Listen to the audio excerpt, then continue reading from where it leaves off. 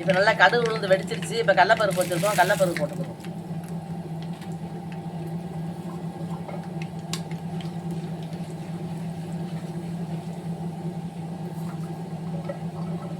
இப்போ நம்ம வெள்ளைப்பூடு வச்சுருக்கோம், உரிச்சு வெள்ளைப்பூடு போட்டுக்கிறோம்.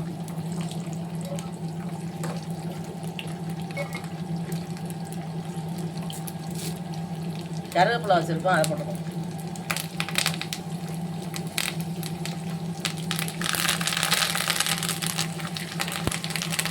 வத்தலை கிள்ளி வச்சுருக்கோம், வத்தலை போட்டுக்கோம். காரத்துக்கு வந்து நமக்கு பிடிச்சாததுக்கு வத்தலை கிள்ளி போட்டிருக்கோம். பெருங்காயம் பொடி போட்டுக்கோம்.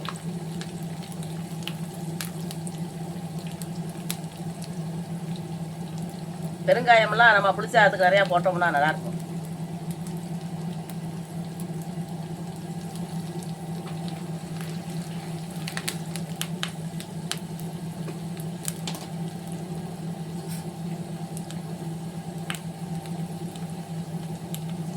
கொஞ்சம் மஞ்சள் பொடி போட்டுக்கணும். இது நல்லா வந்து இந்த வெள்ளைப்பூடு வேகணும்.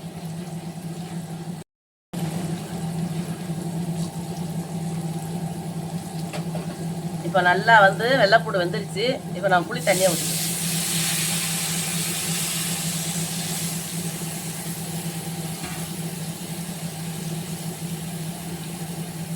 நம்ம இது காண்ற அளவுக்கு உப்பு போட்டுக்குவோம்.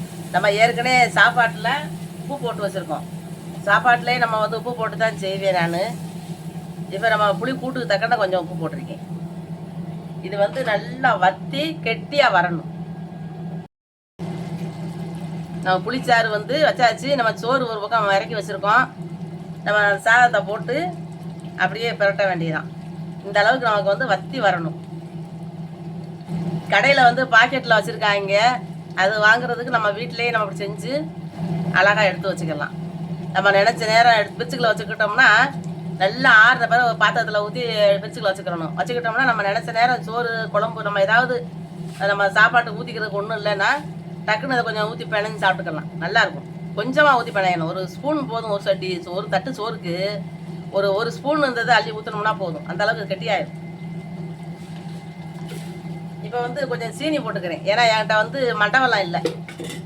மண்டவெல்லாம் வந்து இருக்காங்கன்னு நினச்சேன், இல்லை. அதனால சீனியை போடுறேன். கொஞ்சம் இனிப்பு தான் நல்லாயிருக்கும். புளிச்சாதத்துக்கு நம்ம கொஞ்சம் இனிப்பு போடலைன்னா கொஞ்சம் கடுத்துக்கிட்டு இருந்த மாதிரி இருக்கும். இதையும் போட்டுட்டோம் அப்படின்னா சாப்பிட்றதுக்கு நல்லாயிருக்கும். இப்போ வந்து நல்லா வத்தி வந்துருச்சு. இனிமேல் வந்து நம்ம சாப்பாடை எடுத்து வச்சுருக்கேன். சாதத்தை வந்து இதில் போட்டு அப்படி பிரட்டிக்கணும்.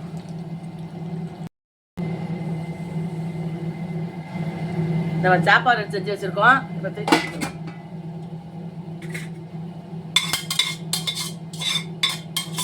ரொம்ப குழஞ்சிடக்கூடாது சோறு. புளிச்சாதம் அப்படின்னாலே நமக்கு வந்து அந்த காலத்தில் வந்து புளிச்சாதம்னா கெட்டியாக ஒட்டிக்கிட்டு இருப்போம். இப்போலாம் அப்படி ஒட்டிக்கிட்டு இருந்தால் பிள்ளைய சாப்பிட மாட்டேங்கிறாங்க. நமக்கே சாப்பிட மனசு வரல. பொண்ணு பொண்ணு இருந்தால்தான் சாதம்னா சாப்பிட்றதுக்கு நல்லாயிருக்கும்.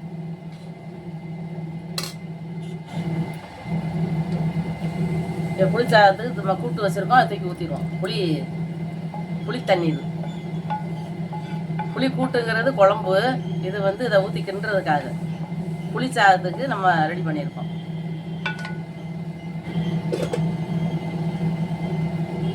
இப்போ வந்து இதில் போட்டு இப்படி பரட்டணும். இதில் கொஞ்சத்தை நம்ம எடுத்து வச்சுக்கிட்டோம்னா நமக்கு வந்து யாராவது வச்சுட்டாங்கன்னா சாப்பாட்டை மட்டும் வச்சு இதை கொஞ்சம் எடுத்து டக்குன்னு போட்டு பிரட்டி ஒரு அப்பளமோ இல்லை துவையல், தேங்காய் துவையெல்லாம் நல்லா இருக்கும். புளிசாதத்துக்கு தேங்காய் துவையல், மல்லி துவையல், அப்பளம், வடகம், காய் இருந்தால் காய் பொரிக்கலாம். சுண்டைக்கடலை நனைய போட்டு சுண்டைக்கடலையை வந்து நம்ம அவிச்சு தாளிக்கலாம்.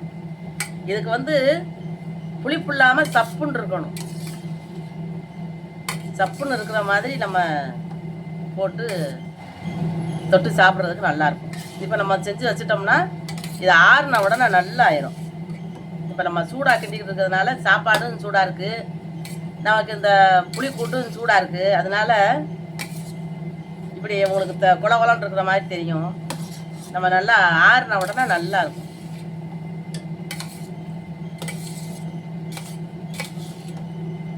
இதை வந்து நம்ம நல்லா விரட்டிட்டோம். இப்போ வந்து நல்லா இதை இப்படி கிண்டி விட்டுறோம்.